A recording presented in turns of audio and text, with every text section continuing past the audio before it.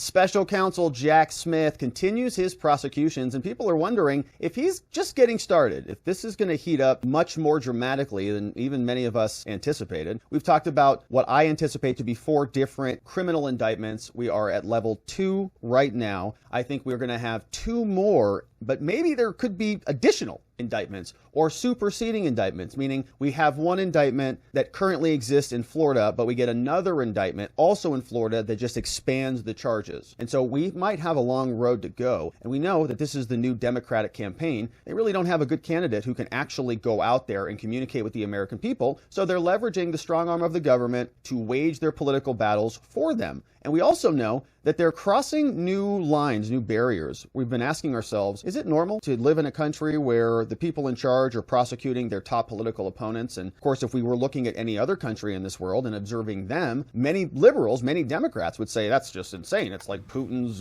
taking over the country, totalitarian dictatorship. He's prosecuting Navalny, and what a monster. Well, here, it's a very similar type of thing happening, but they're saying they're doing this in the interest of democracy. We'll see. That is just the first precedent shattered. They're also now going after Trump's lawyers, saying that the lawyers were involved in promoting criminality by representing their clients that justifies the breaching of attorney-client privilege, one of the most sacred privileges that exists in our law. They've broken it like this, all because they just hate Trump. And so Rudy Giuliani, we find out, apparently testified for about 8 hours. People are speculating what that means. It's not him really sitting there and just saying, I don't have any answers on that, or I'm pleading the fifth. He's actually working with them, and we're going to see if this opens up doors and leads to different tentacles in the special counsel's prosecution. But there's something also interesting on the court docket. This is the docket out of the Southern District of Florida. And you see here, not a lot of activity. Entries that show restricted and sealed filings. You see 3 of them in this batch. June 28th, we had 2 of those. Docket entries 45 and 46, restricted and sealed until further notice. AMB, the initials of the court clerk who's entering those things into the record. What are they? We don't know. But it's all sealed until further notice. And there's more. That was just the first 3. This was another one on June 26. And people are thinking these might be additional search warrants and additional activity that could lead to superseding indictments or an expansion of the charges in this case. So we know that Walt is going to be having his arraignment, and we're going to be having a pretrial conference on the 14th of July, and so things will continue to escalate. We're going to see more activity, and we've got a deadline by the 10th on the trial date. So the government asked for a continuance, an extension of the trial date, and Trump's team has by July 10th to respond. That's going to coincide with Walt's arraignment. So that's what's going on now. The question is, what are those sealed filings, and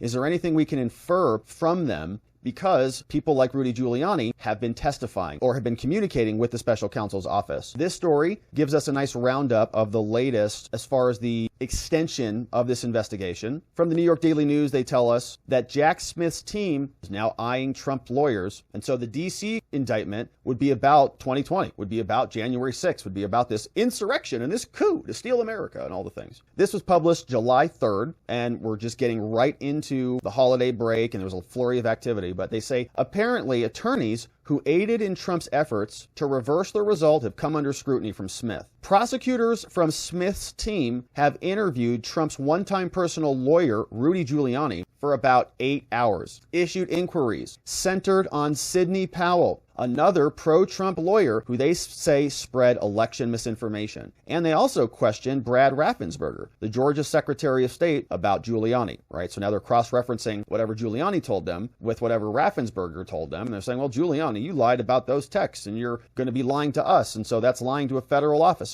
Now you're going to be charged with a crime unless you cooperate with us. You see how this works? The Wall Street Journal reported earlier. Smith, the special counsel, has been tasked with leading the Justice Department prosecution. Last year, a federal judge in California said that Trump's effort to reverse the election likely amounted to a crime. Raffensperger said that Trump urged him to, quote, find the votes. Trump said that that was a perfect call. And Smith's team also met with Raffensperger, right? So I can see what they're doing. They've got Giuliani, they've got Sidney, they've got Raffensperger. If any one of them is lying, they're going to say, you're lying to us and we'll charge you with a crime unless you work with us. So Giuliani walks in there, he testifies for 8 hours. A spokesman for Raffensperger, Robert Sinners, said he couldn't confirm the details about the interview. Sidney Powell did not return comment. Giuliani spoke with Team Smith under what is known as a proffer agreement, according to the Wall Street Journal. Those agreements, also called Queen for a Day deals, allow witnesses to provide information to prosecutors in exchange for some level of immunity. A spokesman for Giuliani named Ted Goodman said the appearance was entirely voluntary and conducted in a professional manner. That could be true, okay? Like, it could be voluntary, and Rudy could have done literally nothing wrong, and they'll still be charged with crimes, because this is just what the DOJ does. Norman Eisen, a Brookings Institution fellow who worked as special counsel for House Judiciary, said defense attorneys typically don't allow their clients to talk unless they are getting immunity. The interviews by Smith's team with key figures push to reverse the election, and they say all signs are he's getting to the end, that this was a coup, and so lawyers should be the focus, right? They're going after Trump's attorneys, one after the other. And if Giuliani is talking for 8 hours, it might be because he's got some immunity and he's just cooperating now. And they'll just latch onto it, right? And they'll manipulate evidence. They'll fake evidence. They'll include in an indictment a statement that was made literally outside of the jurisdiction for documents which at the time of the filing of the indictment, apparently they don't even have possession of. Okay, so that indictment included the audio recording that we heard, Trump waving the documents around. They don't have the document, and they don't have the document in Florida, which is where the case was filed. It was in New Jersey. So they literally will just make stuff up and just shove it in the indictment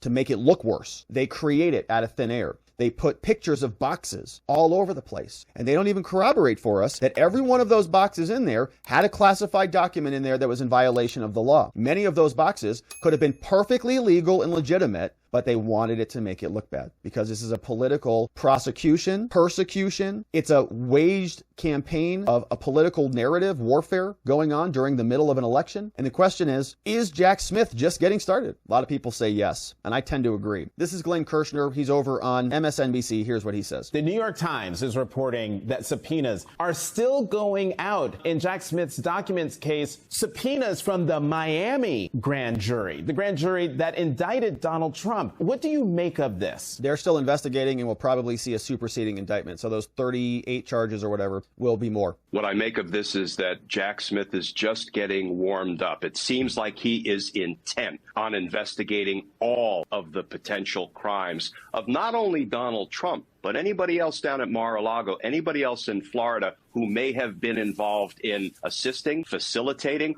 or who may be covering up, who may be an accessory after the fact to Donald Trump's crimes. And in the big investigations, Jonathan, it's pretty usual that we will ask the grand jury to vote out one indictment with perhaps one or two defendants and a limited number of charges. But we will continue to investigate in the grand jury any other crimes about which we have information and then ask the grand jury to return a subsequent or what we call a superseding indictment. And that can add either additional charges against the defendants who are already charged, or it can add additional defendants. It can also broaden the conspiracy to bring more co-conspirators in. So it feels like Jack Smith still has a good bit of investigating to go. Yeah, this is, I think, a big trap as well, because what happens is they charge him, Trump responds to the charges, and then there's a flurry of activity. Trump, they know, is a little bit, of a bull in a china shop. He's a little bit of a loose cannon sometimes. He gets out there, he says things, and then stuff happens. Like, for example, he said stuff after the E. Jean Carroll case that they used against him after the fact. They're filing additional claims and saying, hey, we should have more money and more damages and all this stuff, or working on something like that. I haven't checked the update on that. But the point is right there, there's an attack. Trump responds to the attack, and that gives them more ammunition to attack him again. So they're just almost,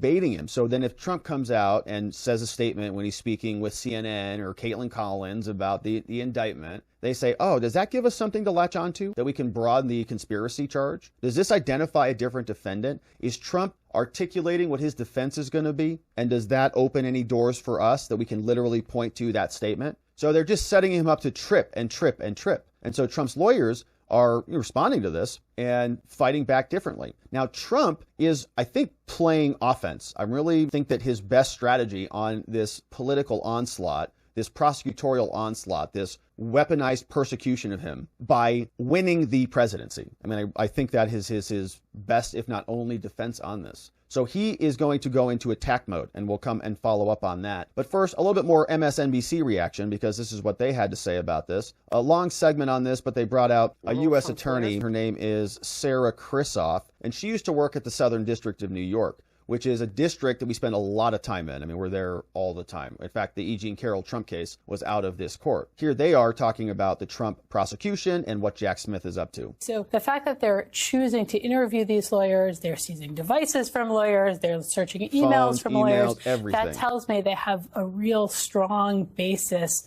to sort of breach that privilege between the lawyers and any client. I don't believe that for a second. I mean, they think that. The judges think that. They think that attorney-client privilege, if it involves Trump, everything he does is a crime, they think. And him even talking to his lawyers and asking questions is in furtherance of a crime, which are just basic questions. It's like, what if we don't have that? What if I do this? What if I do this? He's not orchestrating a criminal charge. He's asking questions. And we read the transcript about that. Literally, it's like, if every single person charged with a drug crime asked their lawyer the question, what if I said it wasn't mine? What if I said I didn't know it was under the seat? I didn't know it was there. They asked that question to their lawyer. The judges out of D.C. and the U.S. attorneys would consider that to be like conspiracy of committing a crime or something, like conspiracy to obstruct a federal investigation. You're allowed to ask that question. That's part of the adversarial process. And we protect that, or we used to, until they decided it wasn't that important anymore because they hated Trump so much. So they are going to go through everybody's phone and cell phone records, and we know that they can just create charges out of anything. So they extracted all of this privilege protection out of the case. They're going after Giuliani, Powell. Who knows where it goes? What does it tell you?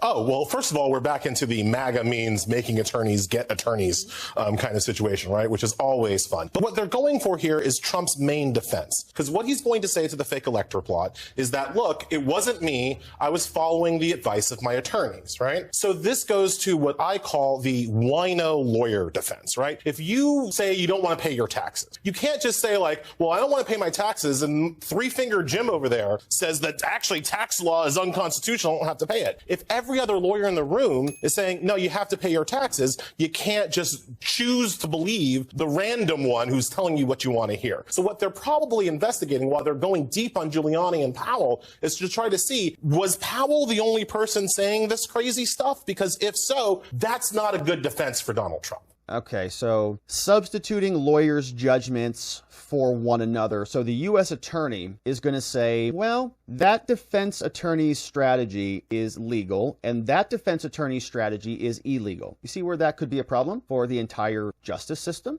A little bit, because then the U.S. attorneys, who are the people prosecuting this, can just unilaterally decide what's on limit or off limits. And so my take on this has always been, whether you agree with Trump's decisions or not, whether you agree with the prudence or not, whether you agree with the lawyers' strategies or the alternative slate of electors clause or any of that stuff, on a policy level, in our country, we exist in an adversarial system where we're allowed to make the arguments and bring those claims and have them tried in a court of law and have them tried in Congress. You're allowed to make those arguments in Congress, which is almost like the people's court. And Trump did that. Trump made his proffer. He made his argument to Mike Pence. Mike Pence went in there and made his decision and interpreted it a way, which, by the way, we actually agreed with. I don't think that Mike Pence had the authority to just do what some were claiming he had the authority to do. And we read through the rules and we read through the Congressional Research Service and the Constitution and all the things. But there was an argument for it. And if he had done it differently, then I'd say, okay, well, yeah, it's historical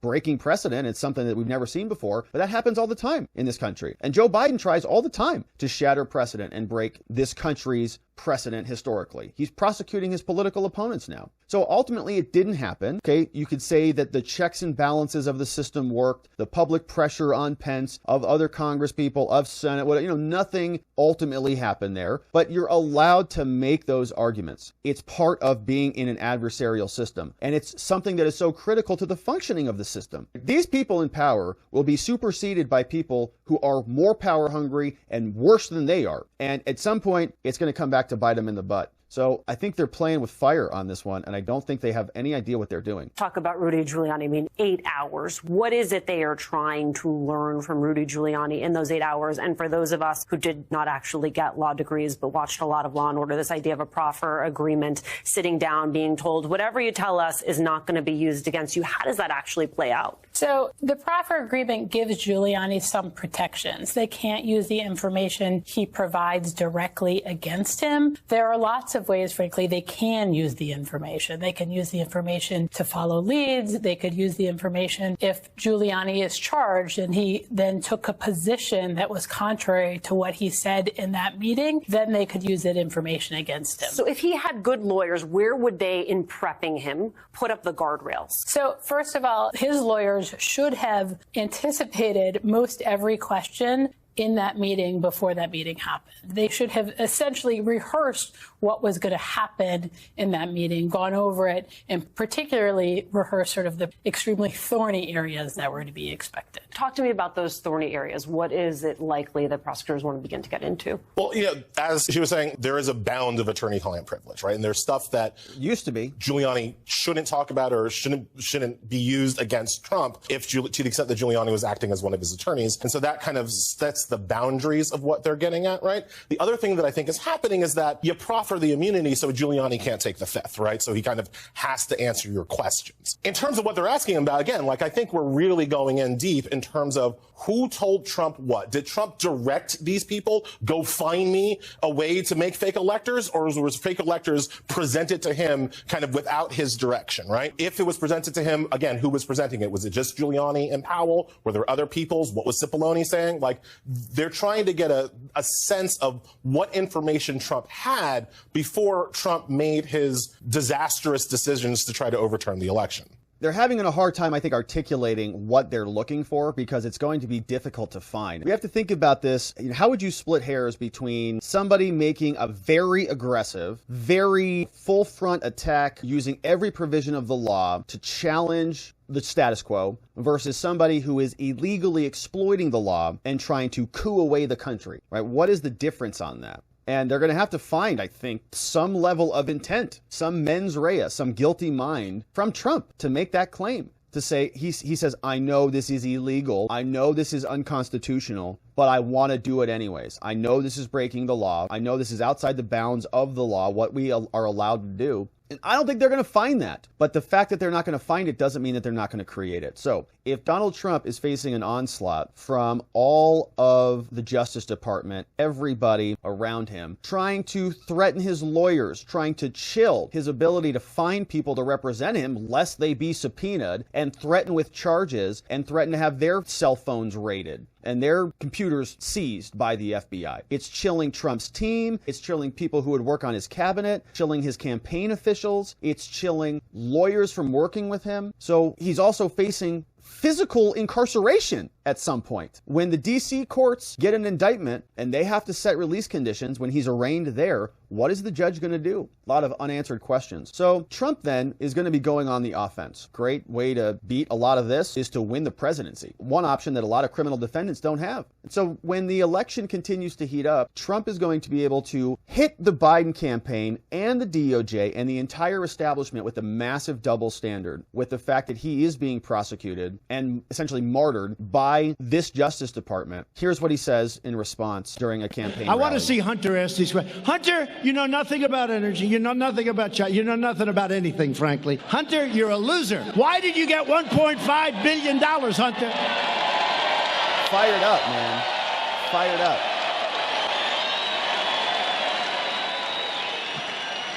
And your father was never considered smart. He was never considered a good senator. Plagiarist. He was only a good vice president because he understood how to kiss Barack Obama's ass. Oh!